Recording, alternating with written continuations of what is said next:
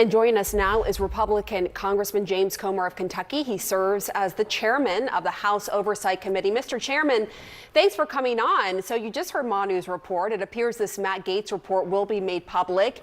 Gaetz admitting in a social media post moments ago that he was a womanizer and partier, which he said is embarrassing, though not criminal. Do you support the release of this report? If not, do you know of any efforts to stop it?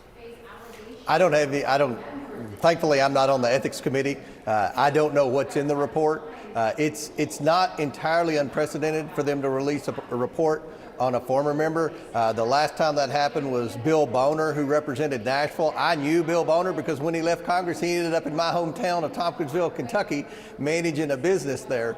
But, Gaetz is going to have an opportunity to defend this, and I'm sure he'll be given plenty of TV time on CNN and other networks to defend himself against any allegations in the report that may or may not be true. I have no idea, but I know that the Ethics Committee voted to release it, so it's going to be released and America will be able to see what's in there, and hopefully Gaetz will be able to defend himself once the report's released. Are you surprised, though? Because clearly Republicans got on board for this to be released. Are you surprised at all or not, given Gaetz is standing with many members of the GOP?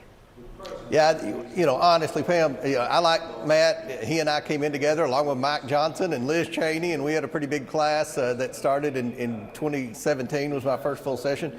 But at the end of the day, there were a lot of people, Republicans, that didn't approve of the way that Gaetz worked with the 211 Democrats to have the motion to vacate succeed and get rid of McCarthy, and that led to 3.5 weeks of pretty tough living conditions here in the Capitol, trying to find a replacement. So I'm not surprised. I think it's unfortunate, but at the end of the day, I think that the American people probably want to see this ethics report. I think the Ethics Committee knew that. Now, hopefully, Gaetz will be given plenty of opportunity to defend anything in there that he feels isn't true. I want to talk about the spending bill. Members of Congress are now set to get a cost of living pay raise in this 1,500-page bill. The first time in 15 years. Do you agree with this? Well, I was surprised to see it in there. No one had told me it was going to be in there. I know that, as you said, Pam, there hasn't been a cost of living increase. It's been suspended for the last 15 years. So, it's one of those things that I think that a lot of members of Congress were advocating for a pay increase. I was not one of them, but, if the pay had been increased with the cost of living adjustment, if they haven't been suspending that, congressional salary, I believe, would have been $243,000. This year is $174,000. That's a lot of money in Kentucky, so I'm not complaining about the pay, but I was surprised to see it in there when the bill was being explained. That was never mentioned, so it was kind of a surprise, and I'm still trying to develop an answer because I know there are going to be a lot of questions about it, not just from the media, but when I get home. Yeah, I mean, I think some Republicans are upset that stuff like this was added at the end. They didn't know about it. It's 1,500 pages, the spending bill. They're upset with Johnson. Does Johnson have the votes to be Speaker in January? Well, we're going to find out. I think he will in the end. I think that the president's going to have a big influence in this. And, every time I see President Trump at a big event like the Army-Navy game, he has Mike Johnson with him. It leads me to believe that Mike Johnson's who Donald Trump wants to be Speaker.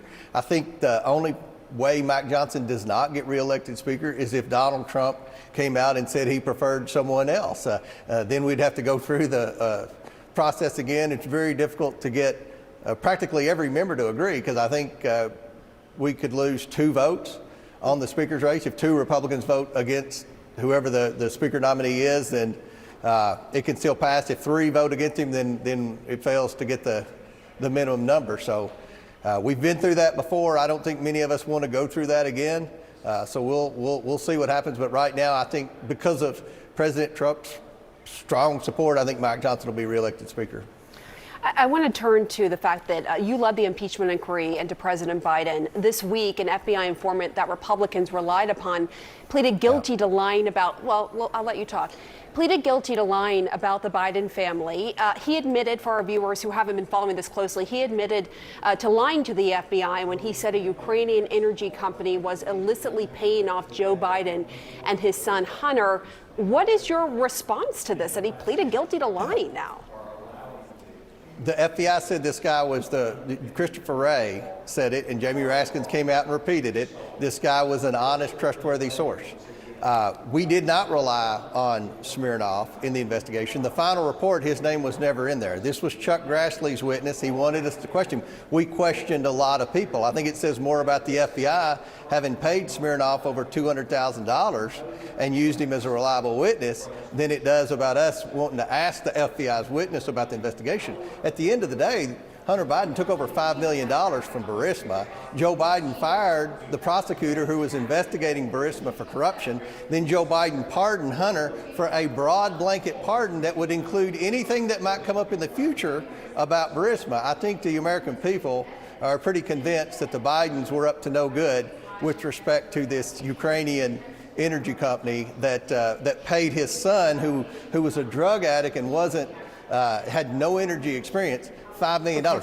Pam, he got more money for, let me add this, he got more money being a director of Burisma than the directors of Exxon or Chevron or Mobil got paid. I mean, that says a lot. Right, the son of President Biden, Hunter. And it is true that this FBI informant pleading guilty was used by the FBI, paid as an informant for many years. And I understand you're now trying to distance yourself, saying he wasn't a big part of the investigation. But I do want to play what was said at the time. Let's listen to that. Even a trusted FBI informant has alleged a bribe to the Biden family. Speaker McCarthy had a phone call with Director Wray. He demanded that they turn over this document. This is a very crucial piece of our investigation. The most corroborating evidence we have is that 1023 form from this highly credible, confidential human source. And even your colleague, Jason Smith, we should point out, tweeted that the informant's phony testimony, now phony we know, to the FBI was a smoking gun. Do you regret playing this FBI informant up at the time at all, even if you say you didn't ultimately rely on him? I didn't play it up, and we asked everyone. Bob But you said it was a crucial part of the investigation. Well, it was. Everything was a crucial part of the investigation. I think the bank records are the most crucial part that show the Bidens took in $27 million from our adversaries around the world. They took in $8 million in loans that they never repaid back. That's $35 million. And according to the Irish whistleblowers, they never paid a penny of taxes on it. That's the crucial part of the investigation. We would interview anyone that claimed they had information. Christopher Wray said this guy was credible. Chuck Grassley wanted us to interview the guy. That's why McCarthy said that. That's why Jim Jordan said that. I never said he was a crucial part of the investigation. I said I want to know. No, I said I want to know. I want to know what this guy told the FBI. If the FBI had a record that said this guy said they took a bribe, well, we've got $5 million deposited from Burisma into Hunter Biden's account. We know he didn't pay taxes on it because that's what Weiss charged him on. And we know Joe Biden fired the prosecutor who was investigating this company that paid his son $5 million. So obviously we're going to interview everyone. So if the FBI was paying Well, and most of what he was charged for, Pam, was tax evasion. Tax evasion is what he was charged for. So I think the FBI is trying to save face on the way out, but that's the reality of it. The Bidens took a lot of money from bad people around the world, and that's why Joe Biden had to pardon his son.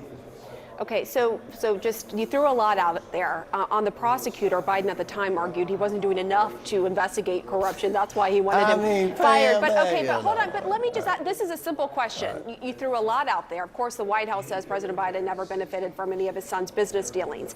If you did have the proof, if you did have enough evidence, why didn't you have enough support from your Republican colleagues to move forward with the impeachment inquiry? They did. We voted unanimously to move forward with the inquiry. It wasn't a failed effort. That's what CNN's trying to say. It was a very successful effort. I'm not trying to say that. It's just a fact you didn't have enough Republicans on board because they didn't see the proof that was necessary. That's not true. That's not true. Every Republican in our conference voted to proceed with the impeachment inquiry. Now, Trump got impeached twice by Jamie Raskin and the Democrats. He's fixed to be sworn in as President of the United States. The Democrats have devalued impeachment. We did impeachment inquiry to be able to get more information, to be able to have a standing in court. Because if we were just investigating Joe Biden in a regular investigation, when we went to court to get like the pseudonym emails and all the stuff that they failed to turn over, then the White House was going to argue this is political. But if all the Republicans vote, which they did, 100% to move forward with an impeachment inquiry, then we have better standing in court. That's why we did the impeachment inquiry, and it was a success. And I think when Joe Biden issued the pardon to his son, a blanket pardon, I think that validated what we did. And I'm going to predict he's not finished pardoning family members. Okay. Yeah, what now? I want to ask you, they did, but not to the point of the vote, to move forward with the point of the vote. But really quick, I want to ask you, this is important because you are chairman of the Oversight Committee. So far, President-elect Trump has not vowed to divest from his business interests like he did the first time around. Do you think he should? Well, I think that he's been transparent. You know, the problem that we had with the Bidens, they never were transparent with where their money came from. We know, Joe, that Donald Trump owns properties in foreign countries. We know what he owns in the United States. You know, I think the American people knew that when they voted to re-elect. So as long as I think the president's honest with the American people, I think the American people will be satisfied with it. If we come find out that he's got a secret offshore account and he's doing business with the Chinese on something no one knew about, then I think there'll be a problem up here. But right now, it seems like everything that's come out business-related with Trump is a transparent process. Just a note, though, I just have to be factual here. President Biden does share his tax returns every year. We do know, we do see that. But just quickly, I mean, do you have any concern if he doesn't divest about future President Trump using public office to enrich himself and his family? I mean, if he doesn't divest, would that concern you? I think the most important thing is transparency. And with respect to tax records, I come from a banking background. Tax records don't mean anything. If you want to know whether someone's doing something corrupt or not, get their bank records, because bank records don't lie. People cheat on their taxes all the time. The most important thing is the bank records. And I think as long as President Trump is transparent, I think the American people will give him a pass on his business activity. But if it ever comes out that they've got secret deals or whatever, then that could potentially be a problem, obviously, moving down. Okay, so I just want to be clear. So what I hear you saying is he doesn't need to divest as long as he's transparent from all these different business ventures, real estate, Bible selling, NFTs, so forth. I think transparency is the best answer for that question. So hopefully he'll be transparent with his business dealings. All right, Chairman James Comer, thank you for your time. A lot of news going on today. We appreciate you coming on to respond to it. Thank you, Pam.